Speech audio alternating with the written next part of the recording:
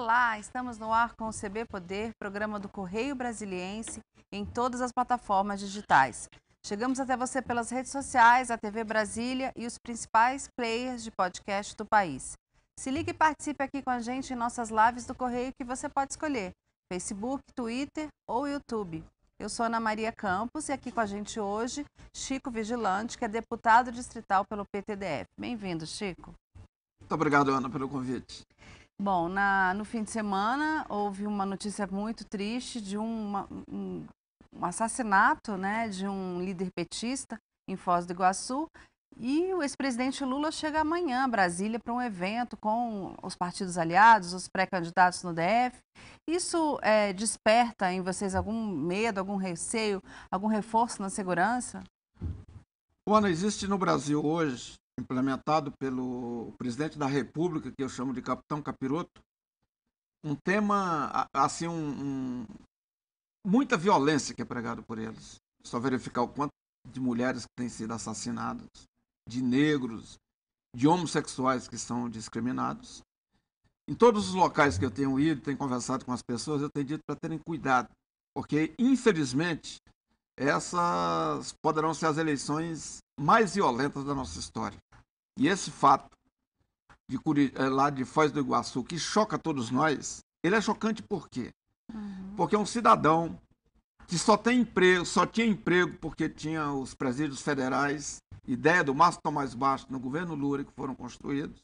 Essa pessoa, uma pessoa qualificada, sai de casa às 11 da noite com uma criança de 3 meses e a esposa dele. Ele poderia estar em casa cuidando dessa criança junto com a esposa, e vai numa festa privada para matar um aniversariante, que era o nosso companheiro Marcos Arruda, lá do PT de Foz do Iguaçu. Portanto, isso é chocante.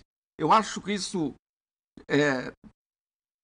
aconteceu, despertou a solidariedade de todas as pessoas de bom senso na política brasileira, quer seja de esquerda ou de centro, enfim. Quem tem juízo, quem tem noção do que é política, todo mundo repudiando esse ato. O único que não repudiou foi exatamente o presidente da República. Portanto, o Lula está vindo a Brasília e nós estamos tendo todo o cuidado, bem como em todo o território nacional, onde ele tem tido esse cuidado. Mas essa violência, é bom que se diga aqui no CB Poder, que ela já aconteceu em outros momentos e nenhuma providência foi tomada.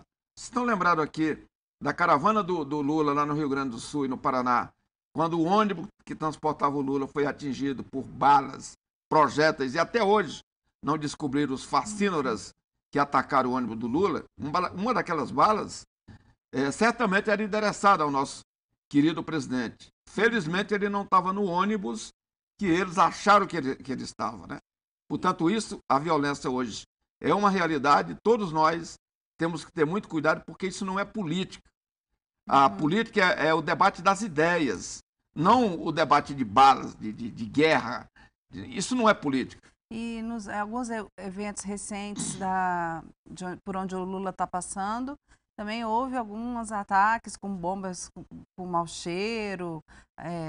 2 vezes isso ocorreu, e também ocorreu com o juiz que decretou a prisão do ex-ministro da Educação, o Milton Ribeiro. Então, a gente sente que tem uma onda realmente de intolerância, de combate, e ainda nem começou a campanha de verdade, a gente está na pré-campanha, né? Você acha que esse episódio, então, abriu os olhos do país para evitar uma intolerância? Na verdade, Ana, a intolerância começou quando tentaram impedir o trabalho dos jornalistas, especialmente os jornalistas de imagem, né, de TV. Isso já vem de algum tempo no governo aí do Capitão Capiroto, os jornalistas sendo atacados, mulheres sendo desrespeitadas, aquele cinismo dele com a jornalista da Folha de São Paulo, dizendo que ela queria dar um furinho e tal, enfim, de maneira jocosa, de maneira nojenta, o ataque que ele fez. Portanto, aquilo ali foi incentivando as pessoas que apoiam esse tipo de gente, esse tipo de política, a cometer os atos violentos que eles estão cometendo. Portanto, isso tem que preocupar todos nós, e é importante que a sociedade brasileira, não importa em que partido que a pessoa esteja, não importa qual o segmento religioso dele, precisa que todo mundo se una nesse momento, no combate à violência, e para salvar a democracia brasileira. O próprio presidente Bolsonaro, na campanha de 2018, foi alvo de um atentado. Ele recebeu uma facada, que até hoje tem desdobramentos na saúde dele.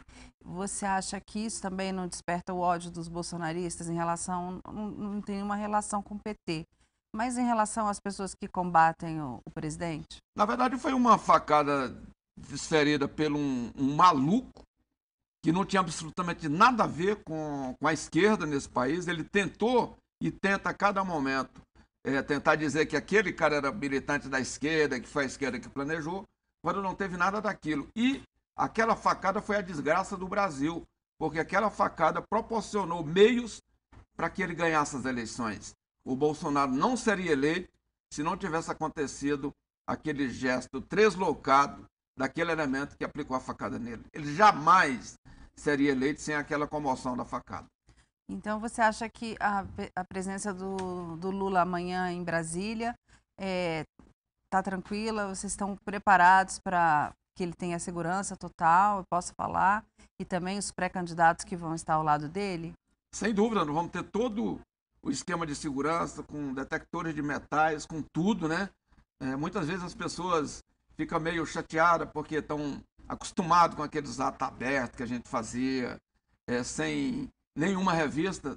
Infelizmente, agora precisa ter revista. Até aconselho as pessoas a deixarem suas bolsas em casa, leva o mínimo necessário para o ato, bandeiras sem aqueles mastros, né? Uhum. E terá detector de metais e será um ato realmente seguro. Pode comparecer, pessoas que estão me assistindo, que não terá nenhum problema com relação à participação da população do Distrito Federal, que é uma população ordeira, pacífica e honesta. Eu sempre digo de que muita gente lá fora de Brasília, como esse programa é assistido fora de Brasília, fica pensando que aqui é uma cidade de marginais, e não é. Aqui é uma cidade de homens, de mulheres, trabalhadoras da agricultura, trabalhadoras do comércio, trabalhadores dos bancos, trabalhadores do serviço público, milhares e milhares de trabalhadores terceirizados, né, que vivem muito bem, de maneira muito harmoniosa entre a gente. Portanto, essa jamais será a cidade da violência. Você acha que o ex-presidente Lula tem alguma mensagem especial para Brasília? O PT teve uma votação muito abaixo da histórica no DF na eleição passada, e o Bolsonaro teve uma votação expressiva. O Lula, segundo as pesquisas, já cresceu bastante, segundo uma pesquisa que o Correio publicou, já está até na frente do Bolsonaro aqui. Você acha que ele recuperou a popularidade e você acha que ele tem alguma mensagem especial? Eu não tenho dúvida nenhuma de que ele já recuperou essa popularidade. As pessoas estão se lembrando do que o Lula fez pelo Distrito Federal. Vou citar alguns fatos, algumas obras.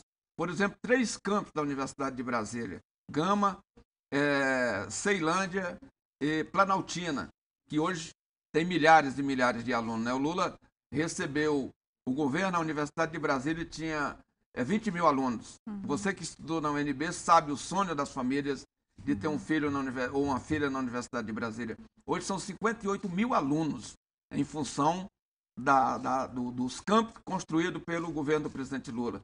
A mesma coisa acontece com relação aos institutos federais, né? É a unidade da federação que mais ganhou institutos federais. Questão das moradias populares, né? São mais de 20 mil moradias construídas. Questão das creches, né? Que era um sonho das mães e ainda é de ter seus filhos numa creche. Foi por aqui que nós começamos o programa das creches. Mas também aqui no entorno do Distrito Federal. Eu sempre digo que as obras que existem em Águas Lindas de Goiás foram todas construídas pelo governo do presidente Lula. E o Lula vai trazer muitas mensagens para essa população. Questão do atendimento que foi dado ao servidor público.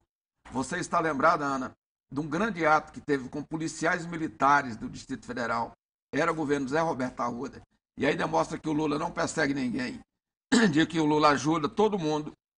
É que teve um ato no ginásio de esporte do Distrito Federal lotado, com milhares de policiais militares, quando o Lula deu 68% de aumento às forças da Polícia Militar do Distrito Federal. Foi o único presidente que realmente deu aumento aos policiais militares. Ontem eu estava, domingo, numa reunião em Braslândia, e já assumimos um compromisso lá em nome do governo do presidente Lula, do futuro governo, que é a duplicação daquela rodovia aqui que liga o plano piloto à Braslândia. Ela não pode, a 080, né? Ela não pode continuar sendo a rodovia da morte. Portanto, no governo Lula, nós vamos duplicar aquela rodovia. Isso é um compromisso que nós vamos assumir com a população e vamos cumprir. Você falou uma questão em relação às forças de segurança, polícias militares, civis e bombeiros militares, que esperavam um reajuste que foi prometido pelo governador Ibanez na campanha e que não saiu também porque o presidente Bolsonaro não encaminhou essa mensagem para o Congresso. Ficou parado no Ministério da Economia e não avançou, o que deixou muita decepção nessas forças de segurança que esperam desde o último aumento que eles tiveram, como você falou, tem mais de 10 anos, tiveram um aumento nesse governo, né, de 8%, mas a paridade em relação à Polícia Federal não saiu para a Polícia Civil e que era esperado pela Polícia Militar também. Você acha que se o presidente Lula for eleito, você terá condições de trabalhar esse aumento com o presidente para que ele envie uma mensagem para o Congresso? Olha, sempre existiu, e você que cobre política aqui no Distrito Federal há muito tempo, sempre existiu a paridade entre a Polícia Civil do Distrito Federal e a Polícia Militar. Eu estava quando daquele tirotaço que teve em 2000, não é, ali nas imediações do Palácio do Buriti, porque tinham tirado uma gratificação dos policiais. Naquele momento foi 90, né, Chico? 90. Foi 90. Ou melhor, 90, 1990. Ali naquele momento foi restituído pelo ministro Jarbas Passarinho a gratificação e depois houve a paridade entre Polícia Civil e Polícia Militar, ou melhor, Polícia Federal. Hoje, Ana e telespectador, a diferença é de 30%. Portanto, a gente não pode continuar tendo a polícia mais técnica, a melhor polícia do Brasil, que é a Polícia Civil do Distrito Federal, com a diferença tão grande. Portanto, nós vamos trabalhar no sentido de que essa paridade seja alcançada novamente. E você acha que o Lula, se for eleito presidente, vai governar olhando para frente ou ele vai retaliar ou mostrar a mágoa que ele tem em relação ao que ele sofreu nos últimos anos? Olha, eu conheço o Lula há 43 anos. O Lula é um ser humano tão extraordinário, tão espetacular, que ele é incapaz de ter inimigos. O Lula só faz amigos. Portanto, ele vai governar efetivamente olhando para frente, olhando os milhões de pessoas desassistidas que estão aí passando fome e que precisam comer. Ontem, Ana, numa reunião lá em Braslândia, eu conversava com o professor, até sugeri para vocês fazerem matéria, de uma escola chamada Vendinha, que fica ali na divisa do Distrito Federal com Goiás. Até o diretor da escola me dizia que é a faixa de Gaza. Essa escola, Ana, 30% dos alunos estão passando fome. Dado do diretor da escola, me dizia ontem, 30% dos alunos estão passando fome, e fome dói. E esse diretor, Ana, que emocionou a todos nós, ele dizia que um aluno chegou na escola, aí a professora veio e disse, o aluno fulano de tal lá na sala está cansado. Cansado. Aí ele mandou trazer o aluno para a sala e queria saber por que ele estava cansado. O aluno disse, olha, professor, era um dia de segunda-feira, é porque eu não comi no sábado, não comi no domingo e até esse momento eu não comi nada ainda. Porque boa parte, uma grande parte, dos alunos da periferia do Distrito Federal só estão comendo na escola. Isso é uma tragédia. Isso não pode continuar nesse país. Portanto, o Lula vai olhar efetivamente para essas pessoas. É aquilo que o Lula sempre pregou. Nós temos que ter um sistema onde as pessoas tenham, no mínimo, 3 refeições por dia. Portanto, ele que sofreu as agruras da prisão, ele não vai retaliar ninguém. Ele vai chamar todo mundo para fazer um governo de união nacional, que é assim que a gente vai salvar o Brasil. Sem ódio e com muito amor. Sabe, com o ódio não constrói nada. O amor constrói tudo. E esse é o pensamento do Lula, pelo que eu conheço ele. Em relação ao Distrito Federal, nesse evento amanhã, no Centro de Convenções, todos os candidatos que apoiam o ex-presidente Lula vão participar, independentemente da federação, que tem a federação do PT, PV e PCdoB, que tem o Leandro Graz? Outros candidatos serão convidados também? Eu não diria só os candidatos da federação. Espero que todo mundo que é pré-candidato e todo mundo que quer uma Brasília diferente, um Brasil diferente, que compareça, que serão muito bem recebidos. Nós não estamos olhando, não vai ter um detector para dizer só entra a bandeira vermelha. Se alguém quiser entrar com a bandeira verde e amarela, que é a bandeira do nosso país, que infelizmente está sendo assumida pelo fascismo e nós temos que retirar das mãos dos fascismos a nossa bandeira, todo mundo será muito bem-vindo. Todos, sem discriminação. Mas o Lula vai tratar o Rafael Parente, por exemplo, que é do PSB, ou a Queca Bagno, que é do PSOL, que são pré-candidatos ao governo, como candidatos dele também? Todo mundo será tratado em igualdade de condição. O Lula não discrimina nas candidaturas e não discriminará depois, quando da assunção ao governo. Nós estamos fazendo tudo para colocar o Leandro Graz no governo e ganhar as eleições. Agora eu posso afirmar e grava aqui com relação no CB Poder. Se Deus o livre, a gente não ganha as eleições, quem ganhar vai governar com o presidente Lula. Só não governará se não quiser.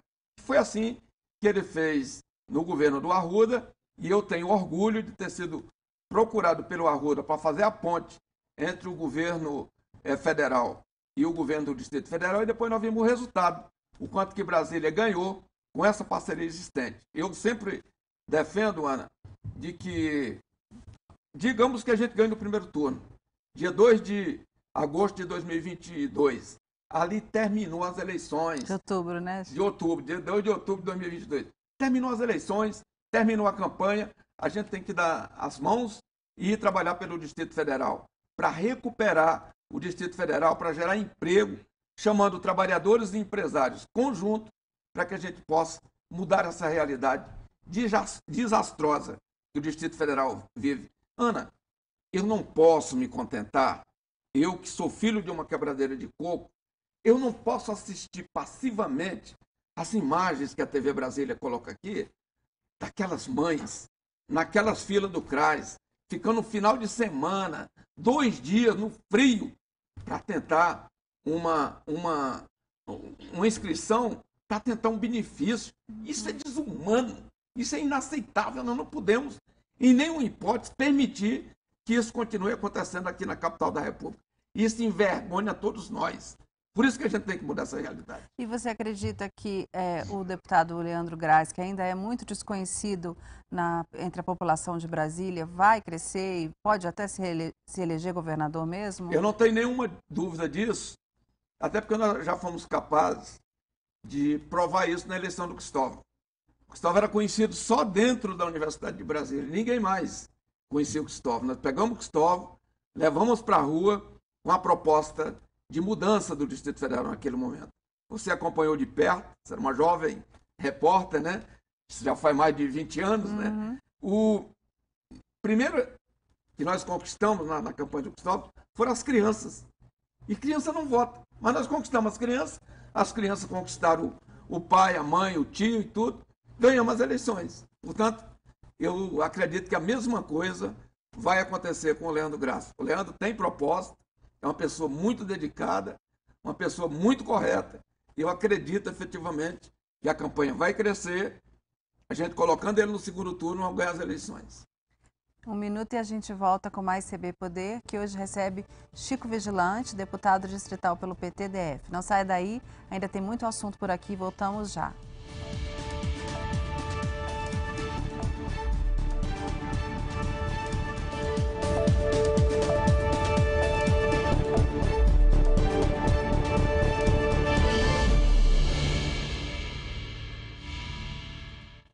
A gente volta com o segundo bloco do CB Poder, que hoje recebe Chico Vigilante, deputado distrital pelo PTDF. No primeiro bloco a gente falou de alguns cenários e você falou da relação que o Lula teve com o Arruda, quando o Arruda foi governador, o Lula era presidente. E agora a gente vê que uma possibilidade do ex-governador Arruda ser candidato novamente, mas agora na base do Bolsonaro. Como é que você avalia esse quadro? Você acha que ele vai ser candidato? Como é que vai ser a relação dele com o governador Ibanez, que também disputa a reeleição. Como é que você está vendo esse cenário aí dos adversários que vocês têm aqui no DF? Olha, eu conheço minimamente a política aqui do Distrito Federal.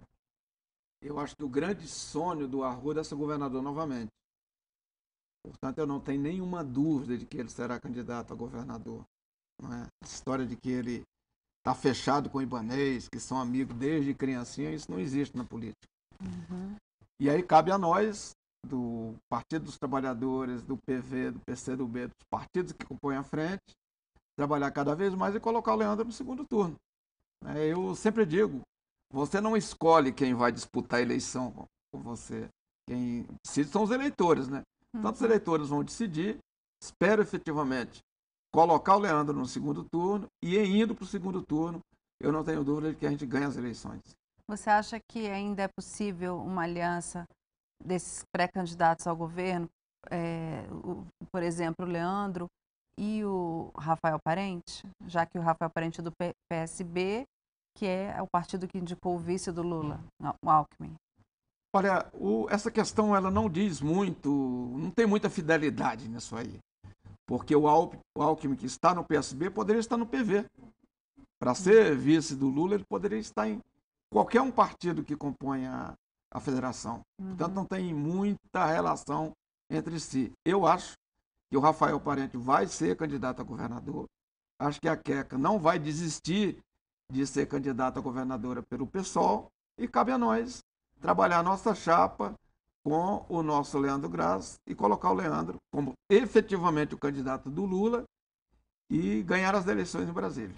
E o senador Regufe, se ele estiver no segundo turno com um dos adversários de vocês, vocês apoiariam?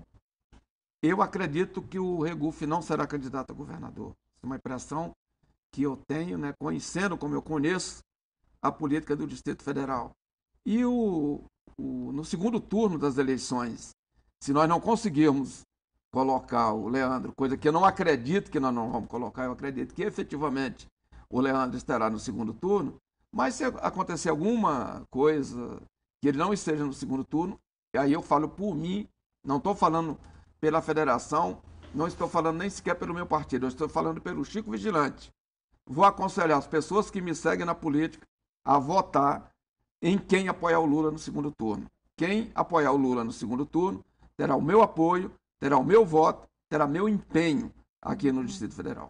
Você acha que o governador Ibanez pode ser esse nome que de apoio ao presidente Lula, ao ex-presidente Lula? Não, eu vou apoiar, não vou nominar, não vou fulanizar a coisa. Se a gente não conseguir colocar o Leandro, e eu quero colocar o Leandro, eu vou apoiar quem apoiar o Lula. Isso é uma coisa que está decidida na minha cabeça. Não conversei isso no PT, é uma decisão minha.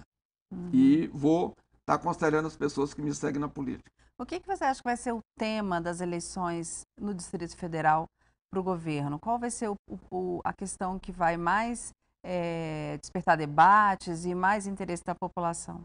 O problema mais sério que existe no Distrito Federal, e aí veja bem, esse problema aconteceu no governo Arruda, ele ampliou-se no governo do Rosso, não é? 9 meses do governo do Rosso.